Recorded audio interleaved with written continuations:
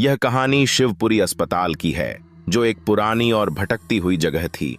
यह अस्पताल अपनी पुरानी और रहस्यमय इतिहास के लिए मशहूर था। यहाँ के लोग कहते थे कि रात के समय कुछ अजीब घटनाएं होती थीं और कुछ पुरानी आत्माएं जो यहाँ की गलियां घूमती थीं। लोग कहते थे कि अस्पताल का एक हिस्सा खुद ही भूतिया है, जहाँ रात के अंधेरे में कोई भी जिंदा इंसान अकेले नहीं जाता था। हर कोने में हवा की एक अजीब सी घंटी होती थी, जैसे कोई कुछ कह रहा हो लेकिन समझ ना पाए। नैना, जो एक नई नर्स थी, शिवपुरी अस्पताल में काम करने आई थी। उसे अस्पताल के बारे में काफी डरावनी कहानियां सुनने को मिली थीं, पर नैना ने कभी उन्हें सच नहीं माना। उसका मानना था कि ये सिर्फ अफवाहें हैं और कुछ नहीं। नैना ने अपने काम को शुरू किया। रात के 12 बजे जब सब लोग सो रहे थे, तब नैना अपनी शिफ्ट पर थी। एक दिन वह अस्पताल के पुराने कॉरिडोर से गुजर रही थी जब उसने सुनी कुछ अजीब सी आवाजें। जैसे ही उसने अपनी राह की तरफ देखा, उसे लगा जैसे कोई कुछ कह रहा हो। यह आवाज और भी तेज हो गई थी। नैना ने अपने दिल को समझाते हुए उस आवाज की तरफ कदम बढ़ाए।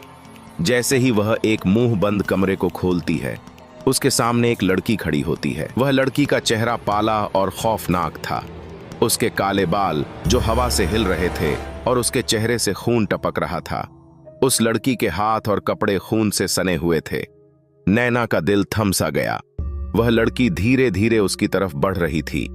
नैना का चेहरा और भी पीला हो गया, लेकिन उसने खुद को संभाला और सोचा, यह सब बस एक भ्रम है, कुछ नहीं हो सकता। लेकिन जैसे ही वह लड़की और पास आई, नैना का दिल तेज धड़कने लगा। मैं तुम्हें मारने आई हूं, वह लड़की एक भयावह मुस्कान के साथ बोली। उसकी आवाज में एक खौफनाक तंज था, जैसे कोई आत्मा अपना बदला लेने के लिए जीवित हो। नैना का चेहरा और भी पीला हो गया, लेकिन उसने अपने अंदर की हिम्मत को जगाया। यह सब एक सपना है, नैना ने अपने आप से कहा। लेकिन वह लड़की धीरे धीरे उसके पास पहुंच गई। नैना को पता था कि यह कोई आम लड़की नहीं, बल्कि एक खूनी आत्मा है। वह आत्मा जो अपने बदले के लिए यहां घूम रही थी। जैसे ही नैना उस लड़की के पास पहुंचती है, लड़की अपनी मुस्कान के साथ बोली, तुम समझ नहीं रही हो, तुम सबको मारकर मैं अपने बदले को पूरा कर सकती हूं। तुम सबको मेरे जैसे मारो, तभी मेरी आत्मा शांति पा सकेगी। नैना को यह सब समझ में आ गया। यह वह लड़की है जो यहां काम करते हुए मारी गई थी। नैना को याद आया कि कुछ महीने पहले इस अस्पताल में एक नई नर्स को खून से मार दिया गया था। उस लड़की का नाम प्रिय था।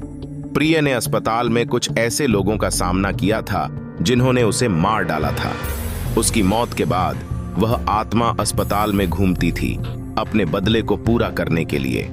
प्रिय की आत्मा हर रात अस्पताल के अंदर घूमती थी, सिर्फ लड़कियों को अपना शिकार बनाती थी। नैना का मन काफी घबराया था, लेकिन उसने अपने अंदर की हिम्मत को जगाया।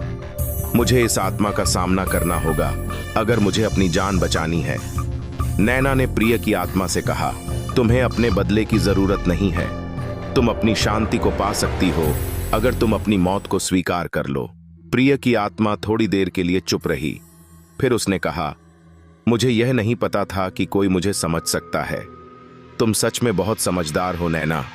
उस आत्मा की आंखों में कुछ शांति थी, लेकिन वह अभी भी अपनी मौत के बदले की तलाश में थी। नैना ने प्रिय से कहा, तुम अपनी आत्मा को शांति दे सकती हो, तुम्हें अपना बदला पूरा नहीं करना होगा। प्रिय की आत्मा धीरे धीरे शांति से गायब हो गई। उसके चेहरे पर एक हल्की सी मुस्कान थी, जैसे वह अपने दर्द को छुपाकर शांति पा गई हो। उस रात के बाद शिवपुरी अस्पताल में कुछ अजीब सी शांति थी। नैना को यह समझ में आया कि कभी कभी कुछ पुरानी आत्माएं अपने बदले को पूरा करने के लिए घूमती हैं, लेकिन जब उन्हें शांति मिल जाती है तो वे अपना रास्ता खुद ढूंढ लेती हैं। नैना ने अपने दिल में शांति महसूस की।